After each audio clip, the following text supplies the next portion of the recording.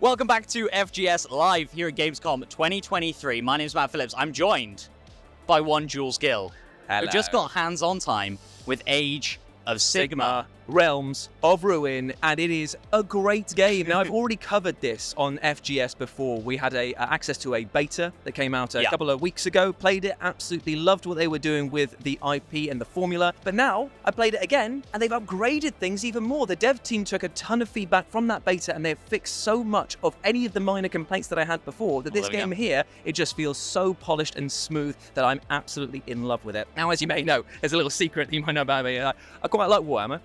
Yeah, I quite like Warhammer. I didn't know that. Yeah, I definitely have a crippling addiction to plastic crack, and it is unfortunate that I will never, ever stop. But it's meant that I'm completely on board with the Age of Sigmar lore. I love all of the characters and the models that are on there. Sure. So being able to see them come to life is actually kind of really rewarding in a way. Yeah. I'm seeing models that cost hundreds of pounds, like suddenly like roar to life and breathe fire or black smoke over everyone. And the fact that they announced today that there was a brand new third faction that we would see called the Nighthaunt, that are all ghostly spectral warriors. They were my first army for Age of Sigmar, so I was so gassed to see that. They have updated a ton of features within the game world itself, meaning that terrain now actually comes with like dangers, positives and negatives. So as I was walking along, just minding my own business, trying to stay alive, which is very hard to do in the world of Warhammer in general. Sure. It was like made aware to me that if you go across this bog, it will slow down your troops, and it means that if you're shot while you're walking through them, the enemy will get extra damage against you, because obviously you can't defend yourself as you're trying to get out of the muck. And then I started realizing that the enemy I was facing, which are called the Cruel Boys, they're orcs with a penchant for being very sneaky, tricksy, trap-loving orcs, horrors, rotters, hate them, love them. They basically were trying to lure me into these sorts of traps, so I could see them going like, oh, come over here, and then I was like, no, you're trying to get me, you're trying to have my pants down, mate. But when it comes to the combat as well, they've improved a lot of stuff.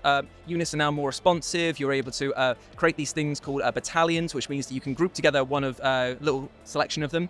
Hits, I think it's control and then a number, and it means that you can assign them to a hot swap. So basically, if you're like, you don't want to constantly move around the map and figure out where people are and send them on different missions, you can constantly just go switch. Right. And it's getting a lot of comparisons to a video game series called Dawn of War, which was for the 40k sphere. And I'm totally in agreement with that. And I think the devs are very happy to receive that comparison as well, because mainly it's a very successful franchise, and they seem to be moving in the right direction to build that sort of love and relationship with the audience that franchise did. Got it. So for those of us who aren't nerds out there, massive Warhammer 40k nerds. Sorry to be you, mate. Sorry.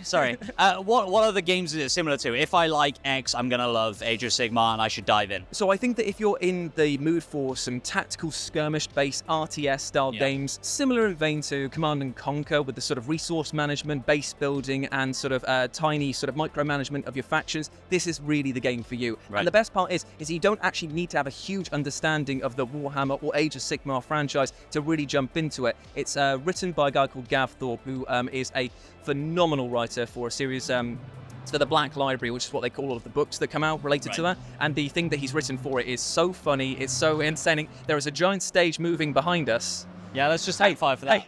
Hey, I tell you what, we've been upstaged. The stage has finished being moved, but this new stage has been set because Gav Thorpe wrote the story for this, and it's incredibly accessible. He's an amazing author for the Black Library, and it's really approachable for people who are newcomers to the series. Like, it instantly tells you who the Stormcast Eternals are, why they're fighting, what they're fighting for, and it does it in a way that is kind of nice and digestible. But it will reward those absolute Warhammer 40k, Age of Sigmar lore nerds by giving you lots of little insights into, oh, remember this person, remember when that happened, and it's kind of just a nice sort of rewarding experience for newcomers and veterans alike. Got it. Got it. So when is it out and where? It's out on screen 17th of November. It's got some 3-day free, I think it's 3-day early access to those that pre-order the deluxe and super special editions, and also there is loads of new content that's about to drop for it as well down the line. And also in a couple of months time or weeks time, they are going to be doing another beta where you get to get a hands-on with the new faction and a 4th unknown faction, which I'm very much looking forward to. Exciting stuff. Well, I'm sure Jules will end up covering that on the channel, so make sure you subscribe. You can't stop me. Hit that like button as well. We're here at Gamescom. There's loads more videos on the channel from hands-on sessions here at Gamescom. So check out the channel, check out the other videos, and we'll see you on the next one. Bye-bye. Bye.